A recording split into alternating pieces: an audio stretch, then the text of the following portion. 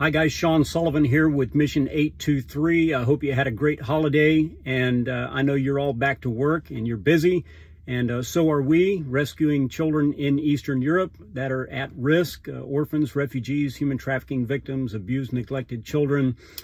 And just wanted to remind you that January every single year, including in 2020, is Human Trafficking Awareness Month. January the 11th specifically is Human Trafficking Awareness Day.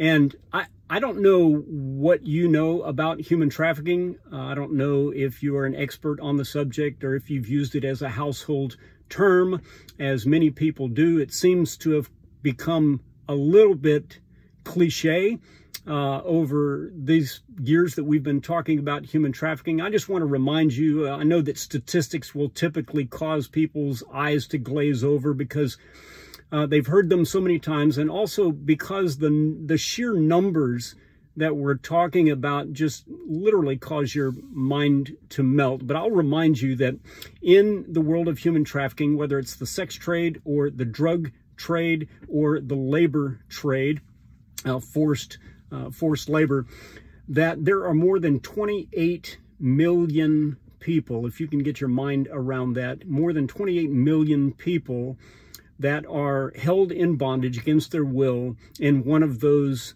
so-called industries. If you include forced marriages and child brides, then that number approaches 50 million people in the world who are being held for somebody else's purposes against their will in the world of human trafficking. And so I don't need to remind you how serious this is, and I don't need to remind you that it's getting worse.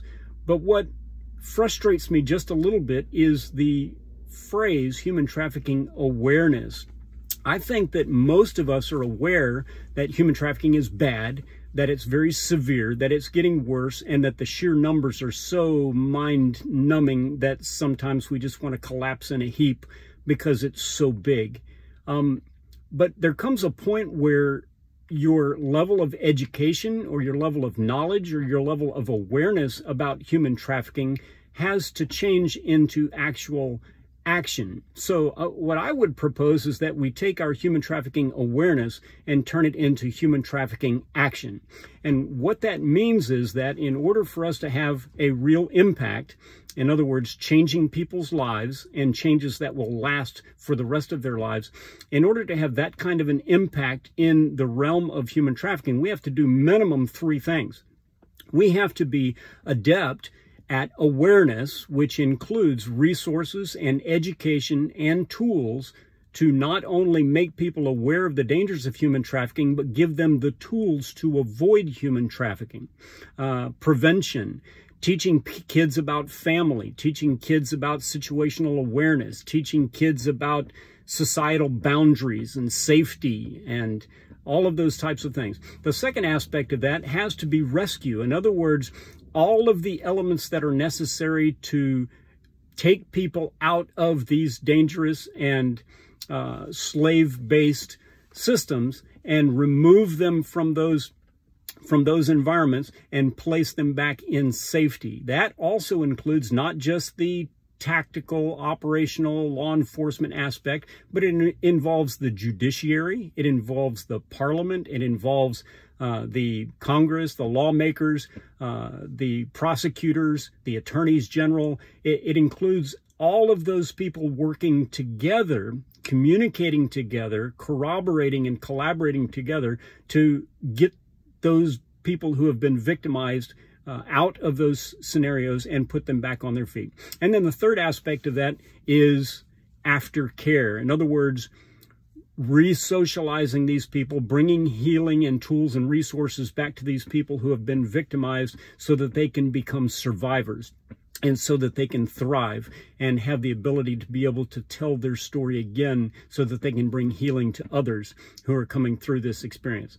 And if we can't get all 3 of those elements working together, prevention, rescue, and aftercare, all collaborating together, then we're not going to have a long-lasting impact. So if you don't know how to do those things, if you do, then I would recommend that you get involved on a daily basis in trying to make a difference in people's lives if you have those skill sets.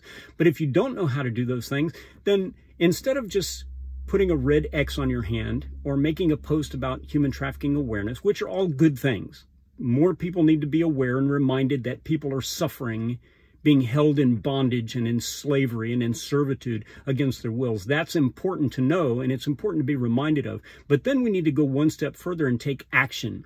So if you don't know how to do those things, I would highly recommend that you find an organization like Mission 823, like many, many other organizations who are actively working on the ground in Eastern Europe, in Southeast Asia, here in the United States, to participate in all of the aspects of comprehensive anti-human trafficking work.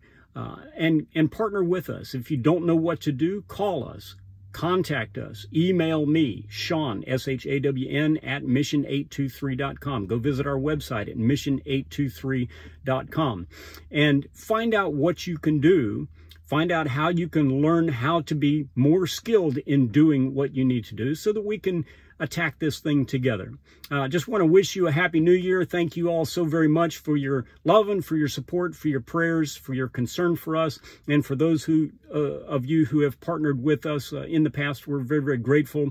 But I'd encourage and challenge you, all of you, to take steps to make this Human Trafficking Action Month and not just Human Trafficking Awareness Month. It's time to put our education to use and save people's lives. Thank you. Appreciate you all. Love you.